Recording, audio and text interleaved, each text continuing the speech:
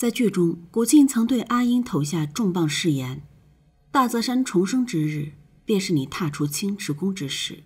这让阿英的心如坠冰窟，他以为这是古晋对他的怨恨和决绝，然而他未曾察觉，背后隐藏着古晋更深的爱意和拯救之心。为了拯救阿英，古晋在众神面前饮下天雷滚滚，亲手将阿英劈得魂飞魄散。这一刻，阿英的心中对古晋的眷恋烟消云散。然而千年之后，当阿英历经无数次轮回，以凤仪的身份归位时，他才如梦初醒，明白了古晋当年的一切苦衷和深情厚谊。原来古晋当年修为突破，成为神明，他拥有了改变命运的力量，他愿意用自己的生命去换取大泽山的复生，才会对阿英说出那样的话。在行刑时，他早已布下周密计划，用自己仅剩的一魄附着在元神剑上，保护着阿英。他不仅闯九幽地府夺得神药，为阿英续命，更赋予他神力。七道天雷虽然凶猛，却奈何不了有古晋一魄保护的阿英。而这一切只是为了堵住仙界众人的悠悠之口。古晋甚至在青池宫为阿英安排好了一切。他知道在母亲的结界中，阿英将会安全无虞。而他之所以告诉阿英不再相见，只是因为他不知道自己能坚持到何时。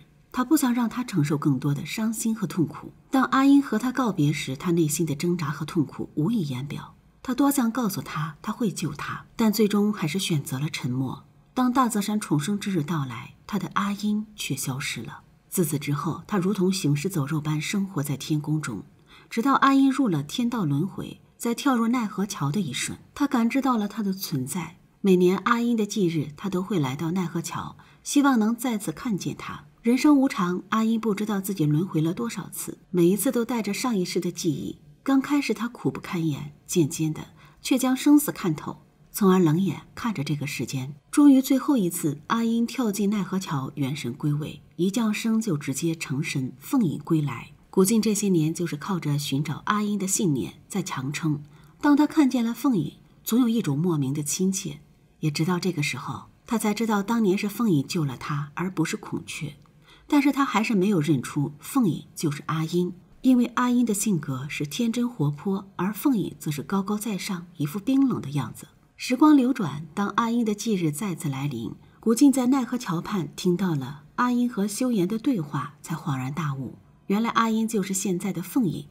多年的期盼终于成真，凤仪和古晋再次相聚，他们的重逢如同神仙眷侣一般，令人羡慕。阿英还是神魂聚散，对缘起这次的做法彻底心死。当阿英消散之后，身上的凤仪魂魄自动归入到了火黄玉中去。缘起认为，既然凤仪能够回归，那阿英也就有机会相救，于是这才来到幽冥界。他感知到阿英的魂印就在幽冥界，但是却一直没有找到任何的线索。幽冥界本就是生死轮回之界，而阿英和古晋本是轮回之人，所以才会有阿英的魂印存在。凤仪看到缘起一行人，他的面容直接让众人惊呆，和阿英简直有9分相似。凤仪不愿与缘起相认，于是假装失忆。看到缘起对于凤仪的讨好，凤元并不在意。因缘天定，上天再次让二人相遇，说不定也是对二人的考验。而这次魔族的入侵，打破了仙妖魔的平衡局面。现在的大泽山，只有缘起和凤仪能够将此局打破，所以二人之间不得不有联系。凤仪即便不愿意相认，但终归还是被缘起识破，他就是阿英。在神魔大战之中，缘起不想让凤仪受到伤害，独自决定以身祭剑封印魔族。当凤仪看到他消散的那一刻，才得知原来当年的古晋早已在修复大泽山的时候就不复存在，只留了一丝残魂，想与阿英在一起。这也是缘起能够以身祭剑的原因。他的生命早在那一刻就与元神剑相关联，而魔界也回归天平。凤仪的归来让三界终生平等。